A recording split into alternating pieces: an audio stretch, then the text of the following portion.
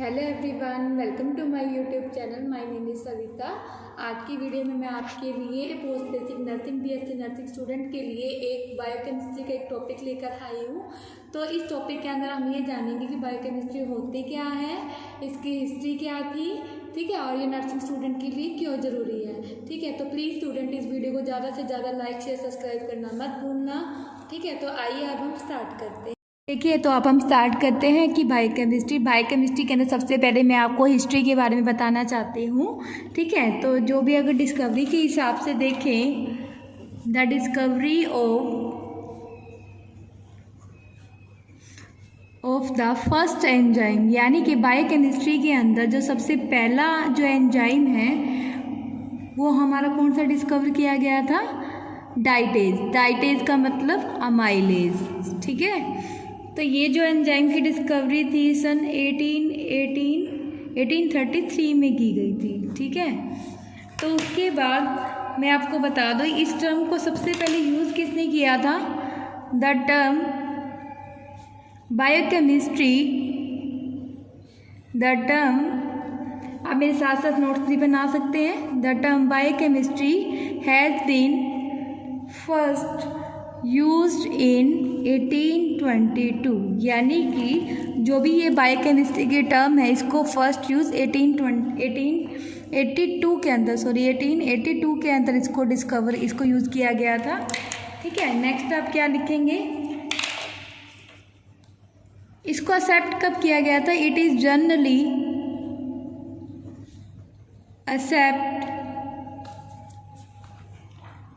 accepted that the formal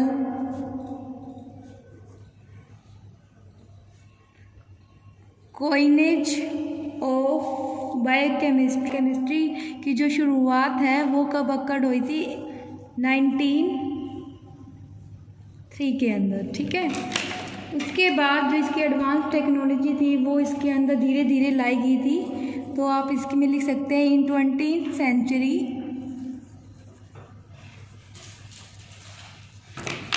century में क्या हुआ था? डेवलपमेंट हुई थी। तो the new development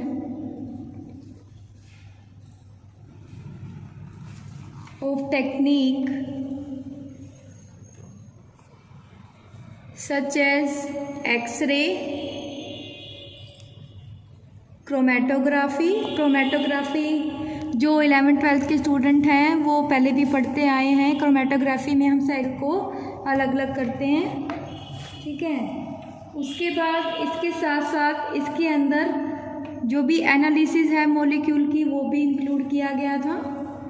analysis of molecule, इसकी भी डेवलपमेंट की गई थी, ठीक है। और जो मेटाबॉलिक पाथवे है हमारा सेल का, मेटाबॉलिक पाथवे ऑफ सेल, जैसे कि लाइकेज, ग्लूकोलिसिस एंड क्रेब्स साइकिल, ठीक है।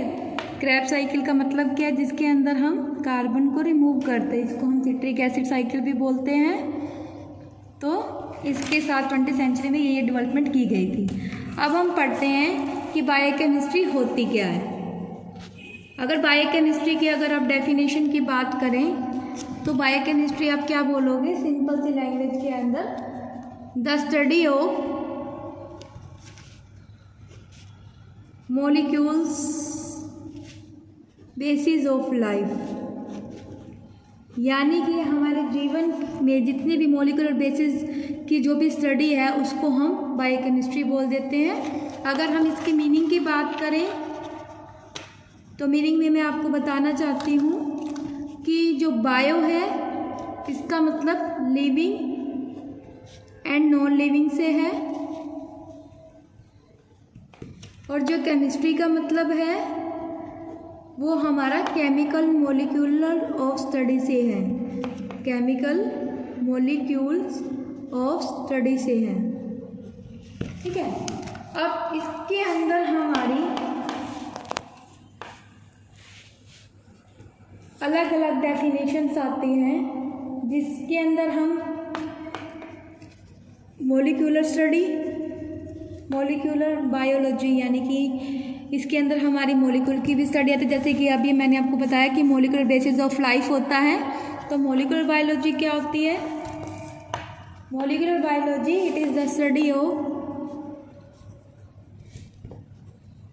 द स्टडी ऑफ मॉलिक्यूल, यानी कि मॉलिक्यूल की स्टडी को, या it is the study of molecular of the process of, यानी कि मॉलिक्यूलर की स्टडी होती है किसके प्रोसेस में, जब सेल के अंदर रेप्लिकेशन यानी कि अलग होती है डीएनए का, और ट्रांसक्रिप्शन यानी कि जब वो ट्रांसक्रिप्ट हो जाता है, एंड ट्रांसलेशन। ठीक है, तो ये किसकी स्टडी है? ट्रांसलेशन ऑफ, आप जेनेटिक मटेरियल लिख सकते हैं, मतलब कि डीएनए की अगर स्टडी है तो आप जेनेटिक मटेरियल लिख सकते हैं। सीधा बताएं तो ये कहना चाहता है कि जो मॉलिक्यूलर बायोलॉजी ये एक स्टडी है मॉलिक्यूल के प्रोसेस की, जिसके अंदर application, transcription, translation genetic material का होता है। ठीक है, अब आपको पता होना चाहिए कि जेनेटिक में मतलब कि हमारी केमिकल आ जाती है। ठीक है, तो अब हम जानेंगे एप्लीकेशन, यानी कि application of biochemistry in nursing. Application आ जाए या यूज़ आ जाए, आपका आंसर सेम रहेगा, use of biochemistry in nursing. ठीक है, और स्कोप आ जाए तो भी आपका आंसर यही रहेगा, या आ जाए आपके फंक्शन। तो मैंने आपको इसी क्वेश्चन के अंदर कई सारी बात बता दी कि अगर फंक्शन आ जाए, आपका स्कोप आ जाए, यूज़ आ जाए या एप्लीकेशन आ जाए, इनका आंसर आपका सेम रहेगा नर्सिंग स्टूडेंट के लिए, जो कि स्टूडेंट बीएससी नर्सिंग और पोस्ट ग्रेजुएट नर्सिंग ये सब्जेक्ट पढ़ता है। जीएनएम में नहीं आता ये सब्जेक्ट। ठीक है, तो मैंने अभी आपको सबसे पहले आपको हिस्ट्री बताई थी। ठीक है, फिर बायोकेमिस्ट्री और मीनिंग और ये दो डेफिनेशन बताई थी। अब आता है इसका यूज़। तो यूज़ में आप इसको कहाँ अप्लाई कर सकते हैं? सबसे पहले इसका हम फ्लो चार्ट बना लेते हैं। ठीक है, फ्लो चार्ट बनाने के लिए मैं आपको साथ साथ आपको बताती भी जाऊँगी। ठीक है, तो सबसे पहले तो हम इसको कहाँ अप्लाई करेंगे?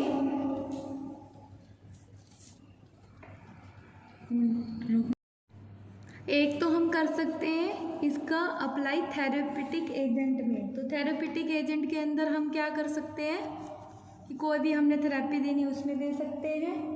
दूसरा, लैब एक्सपेरिमेंट में इसको यूज़ कर सकते हैं। ठीक है, तीसरा, बायोकेमिकल टेक्निक में यूज़ कर सकते हैं। ठीक है, और नेक्स्ट हमारा आता है मेटाबॉलिक डिसऑर्डर। नेक्स्ट हमारा आता है डाइट पैटर्न, या फिर हम उसको ये बोल सकते हैं कि अगर मान लो कोई भी ऐसा पेशेंट है जिसको डेफिशिएंसी डिसऑर्डर है, या ये वैसे इसी के अंदर ही आ जाता है, तो उसके अंदर हम डाइट प्लानिंग में हम इसका जो केमिकल वे ऑफ चेंजेस हो रहा है तो उसके अंदर भी हम इसको प्रिस्क्रिप्शन कर सकते हैं। ठीक है, तो हम पहले बात करते हैं थेरेपेटिक एजेंट की। थेरेपेटिक एजेंट के अंदर हम कैसे यूज़ कर सकते हैं? एक मिनट को रोकना। तो हम थेरेपेटिक एजेंट की अगर हम बात करें तो इसमें वेरियस बायोकेमिकल टेस्ट हैं जो कि रिफ्लेक्ट करते हैं किसको रिफ्लेक्ट करेंगे? लेवल ऑफ मेटाबोलाइट्स को। ठीक है, लेवल ऑफ जो भी हमारे मेटाबोलाइट्स होते हैं उसको, और एंजाइम की एक्टिविटी को। ये एंजाइम और मेटाबोलाइट्स के बारे में मैं आपको आगे आने वाले चैप्टर के अंदर आपको बताऊंगी। ठीक है, और minerals in urine and blood. ठीक है, तो ये कहना चाहते इसमें कई सारे मेटाबोलाइट्स हैं, एंजाइम एक्टिविटी है, मिनरल्स इन यूरिन है एंड ब्लड है। तो इसमें कई सारे थेरेपेटिक एजेंट का हम यूज़ करते हैं। ठीक है, तो जो भी मैग्नीट्यूड और जो अनैमलीज है ये फिजिकली इफेक्ट करती है नेचर ऑफ डिसीज़ को। तो इसके अंदर हम आप बस इतना ही लिख दीजिए कि थेरेपेटिक एजेंट में कई सारे टेस्ट है जो कि रिफ्लेक्ट करते हैं, तो इन थेरेपी के अंदर हम इसका यूज़ कर सकते हैं। ठीक है, तो आप सीधा लिख सकते हैं these are use in various biochemical test. ठीक है, नेक्स्ट आता है न्यूट्रिशनल डेफिशिएंसी, या फिर आप लिख सकते हैं लैब एक्सपेरिमेंट। तो लैब एक्सपेरिमेंट में कहाँ यूज़ है इसका? लैब एक्सपेरिमेंट में आप ये लिख सकते हैं, लैब एक्सपेरिमेंट में इसका यूज़ है बायोकेमिकल टेक्निक में, कि this is used in biochemical technique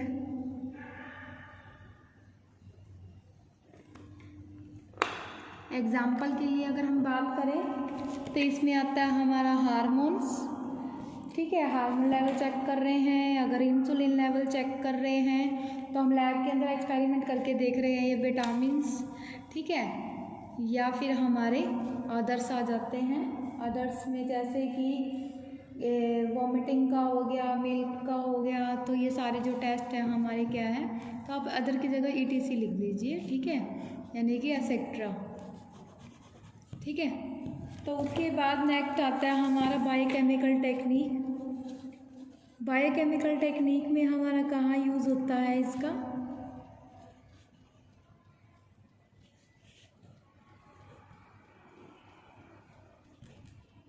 अगर बायोकेमिकल टेक्निक की बात करें तो इसके अंदर भी हमारी ये सारे टेस्ट आते हैं जो कि हम लैब में यूज़ करते हैं। ठीक है, तो इसके अंदर आप एग्जांपल में लिख सकते हो,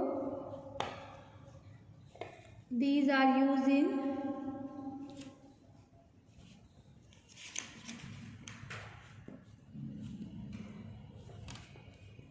होम्योस्टैसिस। ठीक है, या फिर हम लिख सकते हैं ग्लूकोज टॉलरेंस टेस्ट, या फिर हम सीधा लिख सकते हैं ग्लूकोज की जगह ग्लैक्टोज भी लिख सकते हो कि ग्लैक्टोज इंटॉलरेंस में। ठीक है, और आगे आप एक्सेट्रा लिख देना। ठीक है, नेक्स्ट आते हैं हमारे मेटाबॉलिक डिसऑर्डर। मेटाबॉलिक डिसऑर्डर में इसका कहाँ यूज़ होगा? अगर आप ऐसे फ्लो चार्ट बना रहे हैं तो आपको ये लिखना होगा पॉइंट बना के स्टूडेंट सभी को, इससे आपके मार्क्स इंक्रीज होते हैं। और इस चैप्टर के अंदर ये वाले क्वेश्चन आने की संभावना है कि जो यूज़ ऑफ बायोकेमिस्ट्री नर्सिंग है वो क्या है, ये नर्सिंग के लिए क्यों इम्पोर्टेंट है। और वेरियस मेटाबॉलिक अगर टेस्ट की बात करें तो सीधा लिख देना इसके अंदर हम, these are used in urine colour examination, मतलब कि हम इसको यूरिन के कलर एग्जामिनेशन में यूज़ कर सकते हैं। ठीक है, एंड नेक्स्ट कहाँ कर सकते हैं? पेशेंट या ही एंड शी, चाहे वो मेल है या फीमेल है, अगर वो सफ़र कर रहा है किससे? अमीनो एसिड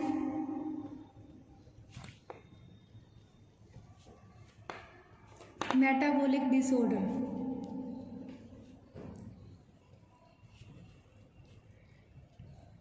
ठीक है, जैसे कि लाइक एज अनीमिया। अनीमिया एक कॉमन एग्जाम्पल है। ठीक है, और डाइट के अंदर हम कहाँ यूज़ कर सकते हैं, यानी कि डाइट और न्यूट्रिशन एक ही चीज़ है, तो उसके अंदर आप इसको कहाँ यूज़ कर सकते हो? To understand the nutrition and dietetics, मतलब कि डाइट के बारे में जो भी आपने पेशेंट को देनी है। ठीक है, या इसको ब्रैकेट में आप स्टडी ऑफ फूड लिख सकते हो, स्टडी ऑफ फूड स्टफ या जो भी हम देते हैं। ठीक है, और इसको कहाँ यूज़ कर सकते हो? मेजर कंपोनेंट में, यानी कि 6 मेजर। तो इसको आप ऊपर लिख लेना यही लाइन कि to understand the 6 major component of the diet. तो इसके अंदर भी हम यूज़ कर सकते हैं हम इसको, to understand the 6 major component of the diet, यहाँ पे भी यूज़ कर सकते हैं। Next, to understand the vitamins, protein and mineral. ठीक ठीक है। तो अदर्स की अगर आप बात करें, अदर्स में आप नाम लिख लीजिए, जो कि मैंने एक पॉइंट और ऐड किया है। तो अदर्स के अंदर आप क्या क्या बातें लिखेंगे? अदर्स के अंदर आप लिख सकते हैं कि इलेक्ट्रोलाइट बैलेंस में इलेक्ट्रोलाइट बैलेंस, ठीक है, इसमें यूज़ कर सकते हैं कि these are also used in electrolyte balance, ठीक है। और नेक्स्ट पॉइंट आप क्या बना सकते हैं? वेजिटेबल मिल्क ग्रुप यानी कि बैलेंस डाइट में, ठीक है। नेक्स्ट आप यूज़ कर सकते हैं इसको बैलेंस डाइट के अंदर, ठीक है, इलेक्ट्रोलाइट बैलेंस के अंदर, BMR के अंदर। तो स्टूडेंट, मैंने आपको वीडियो के अंदर सिर्फ आपको बायोकेमिस्ट्री बताया, इसकी हिस्ट्री के बारे में, जिसके अंदर पहला एंजाइम था हमारा अमाइलेज था, जिसको 1833 में डिस्कवर किया गया था। नेक्स्ट 1882 के अंदर इस टर्म को फर्स्टली यूज़ किया गया था। नेक्स्ट इसमें जो जनरली एक्सेप्टेड है वो 1903 के अंदर किया गया था। 20th सेंचुरी के दौरान इसके अंदर चेंजेस आए थे। फिर मैंने आपको बताया कि बायोकेमिस्ट्री क्या होती है, इसके मीनिंग के बारे में बताया, ठीक है। फिर इसके अंदर आपको बताया कि इट इंक्लूड भाई इसके अंदर क्या क्या कौन कौन सी हमारी बायोकेमिस्ट्री होती है। मॉलिक्यूलर बायोलॉजी बताया मैंने आपको, ठीक है, मॉलिक्यूलर बायोलॉजी जो कि मॉलिक्यूलर बेसिस ऑफ स्टडी होती है। केमिस्ट्री की बात करें तो केमिकल वे ऑफ लाइफ, यानी कि केमिकल वे से अगर हम स्टडी कर रहे हैं बायोकेमिस्ट्री की तो इसको हम केमिकल बोलते हैं। उसके बाद मैंने आपको एप्लीकेशन बताया। एप्लीकेशन में पहले अपने फ्लो चार्ट बना के इसके बारे में मैंने आपको बताया, ठीक है। प्लीज़ स्टूडेंट, इस वीडियो को लाइक शेयर सब्सक्राइब करना मत भूलना। इस वीडियो के ज़रिए आप बायोकेमिस्ट्री क्या होती है, क्या इम्पोर्टेंट है, आप अच्छे से जान सकते हैं। Thank you everyone.